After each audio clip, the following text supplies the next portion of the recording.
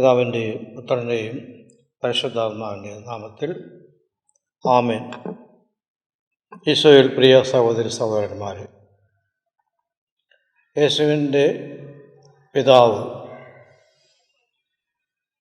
എന്ന നിലയിൽ അറിയപ്പെടുന്ന വിശുദ്ധ ഔസേപ്പ് പിതാവിൻ്റെ തിരുനാൾ ആചരിക്കുമ്പോൾ മാർച്ച് 19 ഏതാനും ചിന്തകൾ പങ്കുവെക്കുന്നതിൽ വലിയ സന്തോഷമുണ്ട്. വിശുദ്ധ ഔസേപ്പ് പിതാവിനെക്കുറിച്ചുള്ള വിശേഷണങ്ങൾ ഒരുപാട് നമ്മൾ ഇതിനകം കേട്ട് കഴിഞ്ഞിട്ടുണ്ട്.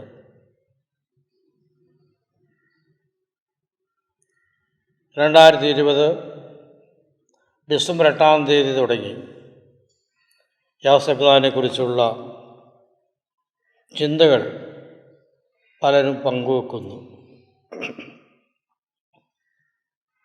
സഭയിൽ ഉന്നത സ്ഥാനം ഈ വിശുദ്ധൻ കരസ്ഥമാക്കിയിട്ടുണ്ട്. ഈ വിശുദ്ധൻ്റെ പേരുള്ള പിതാക്കന്മാർ ഒട്ടനവധിയാണ്. അതുപോലെ തന്നെ കുടുംബനാഥന്മാരും യുവതി യുവാക്കളും ആ കൂട്ടത്തിൽപ്പെടും. ജോസഫ് എന്നു പേരുള്ള നാമധാരികൾക്കെല്ലാം ഈ വിശുദ്ധൻ്റെ തിരുനാളിൻ്റെ ആശംസകൾ പ്രത്യേകമായ വിധത്തിൽ നേരുന്നു. വിശുദ്ധനെ അനുസ്മരിക്കുന്ന എല്ലാവർക്കും വിശുദ്ധൻ്റെ അനുഗ്രഹങ്ങൾ പ്രാർത്ഥിക്കുന്നു. സഭയുടെ ആരംഭത്തിൽ തന്നെ ഈ വിശുദ്ധനോടുള്ള ഭക്തി സഭയിൽ ഉണ്ടായിട്ടുണ്ട്. കാരണം രക്ഷാകര ചരിത്രത്തിൽ ആദ്യം തുടങ്ങി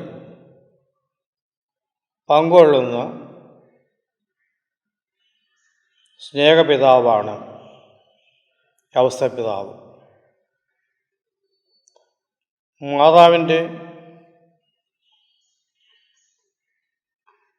ജീവിതത്തിലേക്ക് കടന്നു വന്ന ഔസേപ്പ് പിതാവ് രക്ഷാകരകർമ്മത്തിൻ്റെ വലിയ പങ്കാളിയായി എന്നതിൽ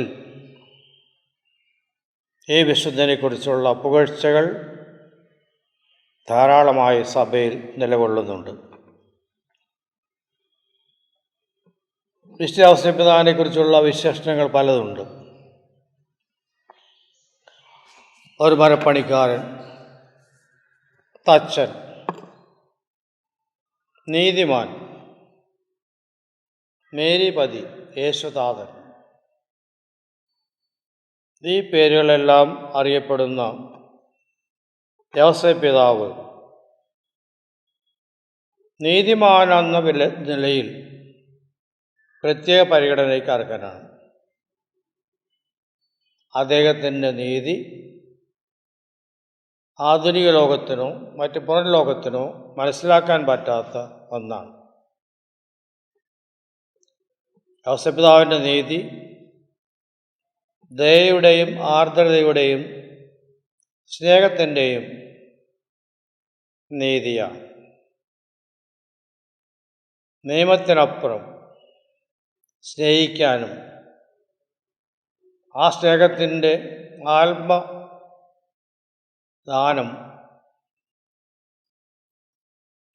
നടത്താനും സാധ്യമാക്കുന്ന ജീവിതാനുഭവം തൻ്റെ വിശ്വസ്ത ഭാര്യയ്ക്ക് വേണ്ടി തന്നെ ആത്മദാനമാക്കുന്ന ഔസേപ്പ് പിതാവ് തൻ്റെ യുവത്വവും തൻ്റെ ജീവിതവും എല്ലാം അവൾക്ക് വേണ്ടി സമർപ്പിച്ചുകൊണ്ട് രക്ഷാകര ചരിത്രത്തിൽ ആജീവനാന്തം പങ്കുകൊള്ളുന്ന ഔസേപ്പ് പിതാവ്. ഈ ഔസേപ്പ് പിതാവിനെക്കുറിച്ച് ഞാനിങ്ങനെ പറഞ്ഞു പോകുന്നത് മറ്റു പല ചിന്തകളും നമ്മൾ ഇതിനകം കേട്ടു കഴിഞ്ഞു. വത്സല പിതാവ് എന്ന പേരിൽ അദ്ദേഹത്തെ നാം വിളിക്കുമ്പോൾ യേശുവിനെ വളർത്തി വലുതാക്കി അധ്വാനം പരിശീലിപ്പിച്ച് കുടുംബ ജീവിതത്തിൻ്റെ ആ വഴിത്താരകളിൽ ഒരു കുടുംബത്തെ സംരക്ഷിക്കാൻ വാർത്തെടുത്തവനാണ് യോസേപ്പ് പിതാവ്. എന്നാൽ നമുക്കറിയാവുന്ന പോലെ യേശുവിൻ്റെ കുടുംബം വെറുതെ ഒരു കുടുംബമായിരുന്നില്ല. അത് ലോകത്തെ മുഴുവൻ ഉൾക്കൊള്ളുന്ന ഒരു വലിയ കുടുംബം.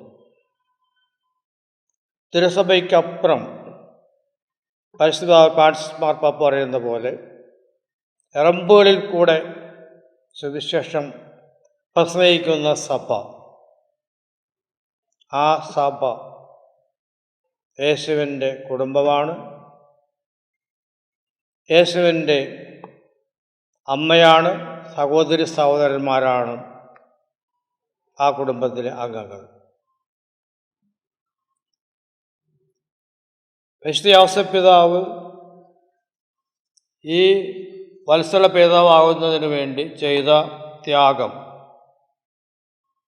ഒരാത്മത്യാഗത്തെക്കാൾ ഉപരി ആത്മദാനമാണ്. തനിക്ക് ഒന്നും ലഭ്യമല്ല എന്ന് അറിയുമ്പോഴും ഒരു മനുഷ്യൻ നിലയിൽ കിട്ടേണ്ട പരിഗണന കിട്ടുന്നില്ല എന്നറിയുമ്പോൾ പോലും മറിയത്തെയും യേശുവിനെയും അവാച്യമായി സ്നേഹിക്കുന്ന, കാത്തുരക്ഷിക്കുന്ന നല്ല ഒരു വത്സല പിതാവ്. അദ്ദേഹത്തെ ആർദ്രതയും സ്നേഹമുള്ള പിതാവെന്ന നിലയിലും നാം അറിയുന്നു. ഈ പിതാവിനെ വണങ്ങാൻ ഫ്രാൻസിസ് മാർപ്പാപ്പ പ്രത്യേകമായ ആഹ്വാനം നമ്മളോട് ചെയ്തപ്പോൾ 150 വർഷങ്ങൾക്ക് മുമ്പ് 9-ാം പീസ് മാർപ്പാപ്പ ഈ ലോകത്തോട് ആഹ്വാനം ചെയ്തതും യോസേപ്പ് പിതാവിനെ നല്ലൊരു പിതാവായി സ്വീകരിക്കുവാനുള്ളതിൻ്റെ ചെയ്തതിൻ്റെ 150-ാം വാർഷികമാണ്.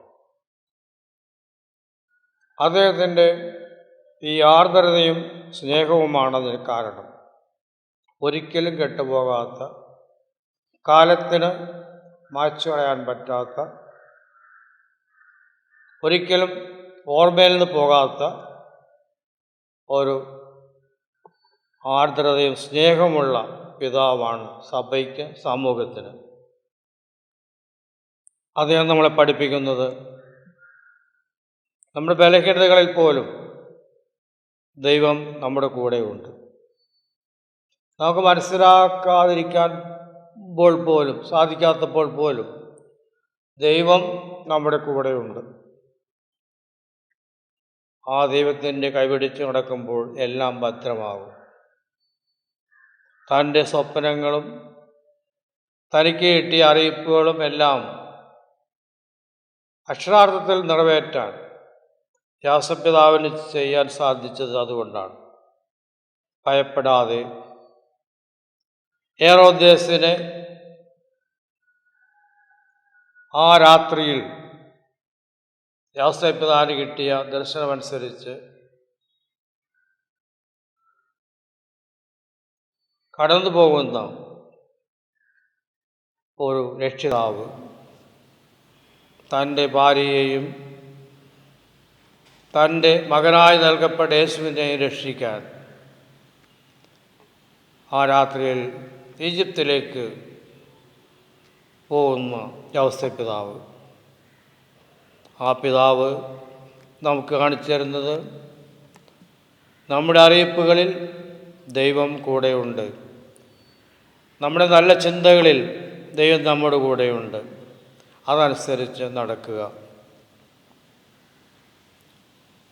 അദ്ദേഹത്തെ നമ്മൾ അനുസരണത്തിൻ്റെ പിതാവെന്ന് പരിശുദ്ധപിതാവ് സംബോധന ചെയ്യുന്നു. നമുക്കൊരു മാതൃക അനുസരണം. ഇന്നത്തെ ലോകത്തിൽ അനുസരണമെന്ന വിഷയം ചർച്ച ചെയ്യപ്പെടുകയാണ്. എന്താണ് അനുസരണം? എനിക്കിഷ്ടമുള്ളത് ചെയ്യാൻ എന്നോട് പറയുന്നതാണോ അനുസരണം? അല്ല.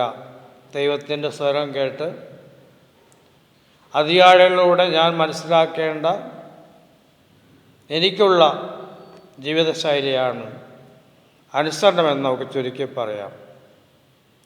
എൻ്റെ ഇഷ്ടം മാറ്റിവെച്ച് മറിയത്തെപ്പോലെ ഇതാ അങ്ങയുടെ ദാസി എന്ന് പറയാൻ സാധിക്കുന്ന മഹത്തായ അനുഭവം, വിശ്വാസം.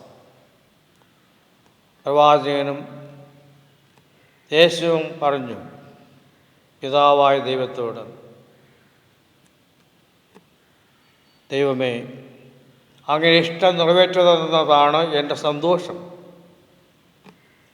യേശുവിൻ്റെ സന്തോഷം പൂർത്തിയാക്കുന്നതാണ് പുരുഷൻ്റെ യേശുവിൻ്റെ ആത്മബലി. എല്ലാം സമർപ്പിക്കുന്ന യേശുവിൻ്റെ ആ വലിയ പിതാവിലുള്ള വിശ്വാസം നൽകാൻ സാധിച്ചത് ഔസേപ്പിതാവിൽ നിന്ന് കിട്ടിയ, തൻ്റെ വളർത്തു പിതാവിൽ നിന്ന് കിട്ടിയ പുണ്യമാണ്. അത് ചോദ്യം ചെയ്യപ്പെടുന്നതാകാം. യേശുവിന് സ്വന്തമായിട്ട് അതിൻ്റെ അറിവുകളെല്ലാം ഉണ്ട്, ശരിയാണ്. എങ്കിലും ഔസേപ്പിതാവിൻ്റെ മാതൃക യേശുവിന് പിതാവിൻ്റെ ഇഷ്ടം നിറവേറ്റുന്നതിൽ വളരെ വളരെ സഹായിച്ചിട്ടുണ്ട്. അതുപോലെ തന്നെ യേശുവിൻ്റെ വളർത്തലിൽ കഠിനാധ്വാനത്തിൻ്റെ വഴി കാണിച്ച ഔസേപ്പിതാവ് തൻ്റെ തൊഴിൽ ചെയ്തുകൊണ്ട്, തൻ്റെ അച്ഛൻ്റെ വേല ചെയ്തുകൊണ്ട്, അഭിമാനം കണ്ടുകൊണ്ട് വിശുദ്ധി പ്രാപിച്ച ഒരു വിശുദ്ധൻ. തൊഴിലെന്തുമാകട്ടെ, വിശുദ്ധി പ്രാപിക്കലാണ് പ്രധാനം. ഏതൊരാൾക്കും വിശുദ്ധി പ്രാപിക്കാം. അടുക്കളയിൽ മാത്രം ഒതുങ്ങിക്കഴിയുന്ന അമ്മമാർ, പാഠശാലയിൽ പകലന്തിയോളം ജോലിയെടുക്കുന്ന മാതാപിതാക്കൾ, പ്രവാസികളായി ജോലി ചെയ്യുന്നവർ എല്ലാം വിശുദ്ധന്മാരുടെ കൂടെ ആക്കാൻ അവരുടെ ജീവിതശൈലിയെ ക്രമപ്പെടുത്തിയാൽ, ഔസേപ്പിതാവിൻ്റെ വഴിയിലൂടെ അവർക്ക് നടക്കാൻ സാധിച്ചാൽ സന്തോഷത്തിൻ്റെയും സ്നേഹത്തിൻ്റെയും ജീവിതം അവർക്ക് നയിക്കാൻ സാധിക്കും. ക്രിയാത്മകത ഔസേപ്പിതാവിൽ കാണുന്ന വലിയൊരു കാര്യമാണ്. മറിയത്തെയും ഔസേപ്പിതാവിനെയും രക്ഷിക്കുക എന്നുള്ള കടമ നിറവേറ്റാൻ വളരെ ത്യാഗം ചെയ്ത് ജീവിച്ച വിശുദ്ധൻ, ചോദ്യമില്ലാതെ ജീവിച്ച, രക്ഷ നൽകുന്ന രക്ഷയാകുന്ന ഔസേപ്പിതാവ്. ഇന്നും അങ്ങനെ രക്ഷ കിട്ടേണ്ടവരുണ്ടെന്ന് നമ്മളെ സംഭവം ഓർപ്പിക്കുന്നു. ഒറ്റപ്പെട്ടവർ, അഭയാർത്ഥികൾ, ശബ്ദമില്ലാത്തവർ, ഇവർക്കെല്ലാം വേണ്ടി നാം ഇന്ന് ക്രിയാത്മകതയുടെ രക്ഷകരാകണം. ആ മനുഷ്യർക്ക് വേണ്ടി ലിയോ 13 മാർപ്പാപ്പ ഔസേപ്പിതാവിനെ തൊഴിലാളിയുടെ മധ്യസ്ഥനായി പ്രഖ്യാപിച്ചുകൊണ്ട് ലോകം മുഴുവൻ തൊഴിലെടുക്കുന്ന, അധ്വാനിക്കുന്ന വിഭാഗത്തിൻ്റെ മധ്യസ്ഥനാക്കിയത് അന്നത്തെ കാലത്ത് വിപ്ലവാത്മകമായ ഒരു ചിന്തയ്ക്ക് വഴി തുറന്നു. അതിന്ന് വരെ അനിഷേധ്യമായി തുടരുകയാണ്. ഈ തിരുനാൾ ദിനത്തിൽ എല്ലാ തൊഴിലാളികൾക്കും പ്രത്യേകമായ മെയ് 1-ാം തീയതിയാണെങ്കിലും ഈ തിരുനാളിൽ പ്രത്യേകം പരിഗണിച്ച് അവർക്കെല്ലാവർക്കും ആശംസകൾ അർപ്പിക്കുന്നു.